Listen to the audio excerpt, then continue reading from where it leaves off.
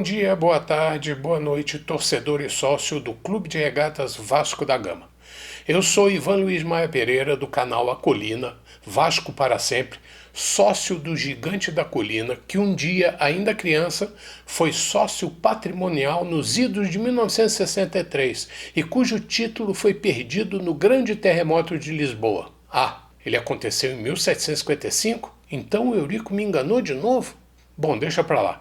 A verdade é que voltei a ser sócio geral votante desde 2008, com a taxa de admissão paga, na época em que era bem baratinha, e com todas as mensalidades em dia, e na época em que a administração confiava na nossa intenção de ser sócio do Vasco. Aliás, minha carteirinha precisa ser trocada, porque está bem velhinha. Vocês aconselham que eu peça segunda via ou o presidente pode engavetar? Quem sabe ele engavete o pedido e depois negue sem dar satisfação. Bom, isso é um problema que vou ter que resolver sozinho, mas hoje o assunto é futebol. Estamos à véspera do jogo contra o Botafogo em São Januário, com obrigação de vencer para fugir mais da zona de rebaixamento. E antes, quero falar de raspão sobre o Vasco e Avaí e o Vasco e Fortaleza antes de analisar a situação do Campeonato Brasileiro. Mas isto depois da vinheta.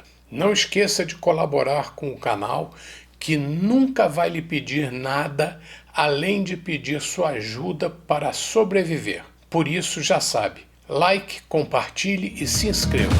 Até já!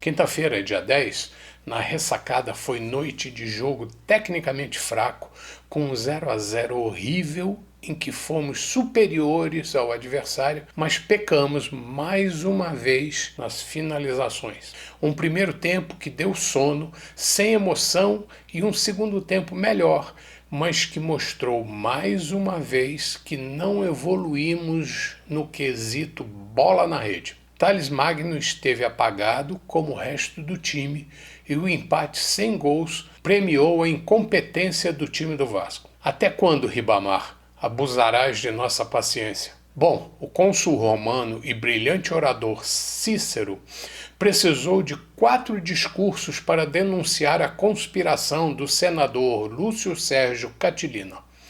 Quantos discursos a torcida precisará fazer para que Luxemburgo desista do esforçado, dedicado, abnegado, aplicado Ribamar, dando nova chance a Thiago Reis? Bom, não tenho mais nada a falar desse jogo, que com certeza não ficará em nossa lembrança. Vou direto para o jogo do Fortaleza em São Januário, no domingo 13 de outubro, às 16 horas. Mais um jogo em que o Vasco foi superior, mas foi salvo por um gol de pênalti convertido pelo Pikachu, que tirou a zica de 2 pênaltis perdidos seguidos. Mais uma vez, a bola teima em não entrar. Ou seria falta de competência? Mas desta vez o Thales Magno teve uma grande atuação, com direito à lambreta e expulsão do ofendido lateral direito do Fortaleza. Alguns diriam que o juiz foi rigoroso na marcação do pênalti, como disse o comentarista de arbitragem do Premier, que, aliás, quando era juiz, me desagradava constantemente. Mas eu colocava na conta da interpretação, um direito do árbitro, coisa que aconselho que o comentarista de VAR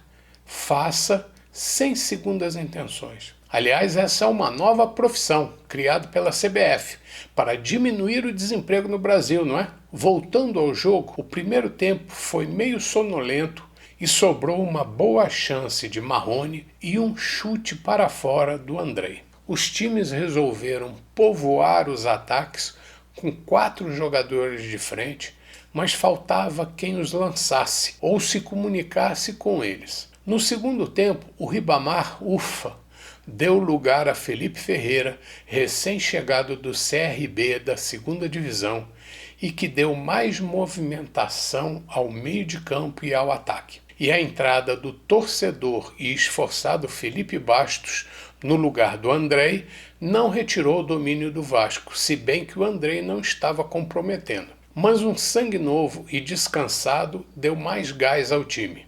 Aos 26 minutos desse segundo tempo, veio o pênalti salvador em Castan, deslocado quando saltou para cabecear a bola do escanteio batido pelo Felipe Bastos e que fez justiça ao time que estava um pouco melhor. Aos 33 minutos veio a expulsão do lateral do Fortaleza, que se irritou com a lambreta do Thales Magno, e daí em diante as coisas ficaram mais fáceis para o Vasco, que controlou o jogo até o apito final nos 50 minutos. Agora o importante é nos concentrarmos nos próximos 3 jogos que vêm pela frente e que são importantíssimos. Quarta-feira em São Januário, contra o Botafogo, e depois no domingo contra o Inter em Porto Alegre. E depois no domingo seguinte, dia 27, contra o Ceará em Fortaleza. Estaremos acompanhando sempre com avaliação criteriosa e coração cruzmaltino.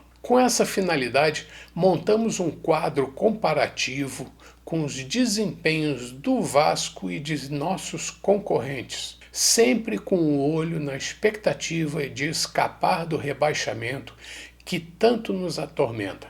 Este quadro mostra, além da classificação em ordem decrescente, desde o clube mais bem classificado em número de pontos até os mais próximos a cair para a 2ª em 2020. Bom, e aí temos alguns dados interessantes para aqueles que gostam de fazer planos sobre o desenrolar do campeonato. Nós vemos aqui que o Flamengo está com um desempenho excelente, conseguindo conquistar 16 dos 18 pontos disputados nas 6 rodadas do segundo turno. Outro com excelente desempenho no segundo turno é o Goiás, que parecia destinado a um papel coadjuvante entre as equipes medianas da segunda metade da tabela no segundo turno. Mas no segundo turno conquistou 15 dos 18 pontos disputados, com um desempenho apenas 1 ponto pior do que o do Flamengo. Isso colocou na 9ª colocação após um primeiro turno claudicante. Seguindo o desempenho do Goiás está o Palmeiras, com 14 pontos conseguidos no segundo turno. Na 2ª colocação geral, 8 pontos atrás do líder. Outro que reagiu após um início de campeonato decepcionante foi o Grêmio, conquistando 13 pontos nessas primeiras 6 rodadas do retorno, galgando a 6ª posição no campeonato com 41 pontos ganhos. Atrás dele, em desempenho, com uns 11 pontos conseguidos no segundo turno, está o Santos com 48 pontos ganhos e a 3ª colocação no campeonato. Com o mesmo desempenho de 11 pontos, neste segundo turno estão o Corinthians na 4ª colocação e o São Paulo na 5ª colocação, ambos com 43 pontos ganhos. Outro que também ganhou 11 pontos no segundo turno foi o Fluminense, que luta para se descolar da turminha lá de baixo. Com esses 11 pontos conseguidos, deixou o Z4 e está com 29 pontos na 14ª posição, 2 pontos atrás do Vasco. Estes foram os times que conseguiram conquistar mais de 50% dos pontos disputados nestas 6 rodadas do segundo turno. 2 equipes conseguiram exatamente a metade dos pontos disputados, 9. O Atlético Paranaense com 35 pontos e a 10ª colocação, e o CSA, que luta para sair da degola com 25 pontos no 17º lugar. Na turma dos que brigam para superar suas dificuldades e sair do vermelho estão o Vasco com 8 pontos e a 12ª colocação neste segundo turno, muito melhor que as 6 rodadas do primeiro turno, quando só conseguiu 3 pontos, e a 19ª colocação. Seguindo a relação dos times por desempenho no segundo turno do campeonato, veio o Bahia, com uma boa campanha no geral, mas que só conseguiu 7 pontos dos 18 disputados no segundo turno e está com 38 pontos na 8ª posição. A seguir vem o Internacional com 6 pontos conquistados, 1/3 do total disputado, mas está na 7ª colocação com 39 pontos. Também com 6 pontos conseguidos neste segundo turno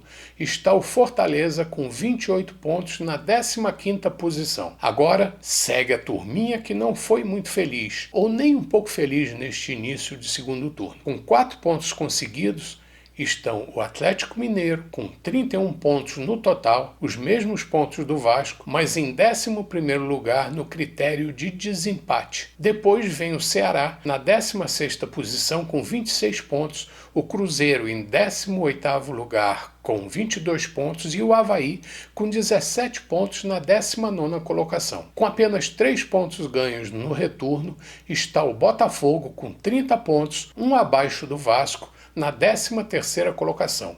E com números de 2 pontos conquistados neste segundo turno está a Chapecoense em último lugar com 16 pontos ganhos até agora. Por esse quadro e nossa avaliação, os 3 próximos jogos neste mês de 7 jogos durante outubro, um bom desempenho do Vasco será muito importante. Isso nos dará mais tranquilidade, sabendo que nem sempre nosso desempenho é suficiente para distanciarmos-nos da zona da degola.